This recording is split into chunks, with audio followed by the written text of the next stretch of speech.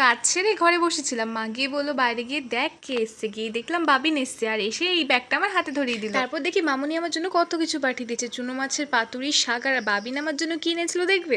এটা ভিতরে একটা জিনিস আছে, ইউনিক জিনিস। খোলো খোলো, কি? যে দেখতে পাচ্ছ ও না? হ্যাঁ, গরম চা। আরো এই যে ও আমার জন্য করম চা এনেছিল, যেটা দেখে তো আমি অনেক খুশি হয়ে গেছিলাম। আর মামুনি আমার জন্য পাতুরি পাঠিয়েছে, এটা দেখে তো আমি আরো বেশি খুশি হয়েছিলাম। মানে এই রিয়াকশনটা দেখলে হয়তো তোমরা বুঝতেই পারতে যে আমি কতটা খুশি হয়েছি। মামুনি তো একদম পুরো রেডি করে পাঠিয়েছিল, আমরা শুধু একটু সেঁকে নিয়েছিলাম। এই যে আমাদের পাতুরি একদম রেডি, এখন শুধু খুলে দেখার পালা আর খাওয়ার পালা। এমনিতেই তো মামুনি হাতে সব রান্না ভালো হয়, কিন্তু এটা একটু বেশি স্পেশাল। যেহেতু নিজের হাতে কখনো এইভাবে পাতুরি খুলেও নি আর এই চুনো মাছের পাতুরি খাইও নি, তাই প্রথমবার ভেবেছিলাম কি হয়নি, কাঁচা রয়েছে। কিন্তু যখন দেখলাম মা খেয়ে এরকম একটা রিয়াকশন দিল, তখন তো আমার নিজে লোভ সামলাতে পারলাম না। দারুণ দারুণ। সত্যি খুবই টেস্টি হয়েছিল, শুধু ভিডিও করছিল বলে আমি ঠিকমতো কিছু বলতে পারি। কেমন হয়েছে? হাত দেন একটু খেতে। আজকের মতো এইটুকুই, দেখা হচ্ছে নেক্সট ভিডিওতে।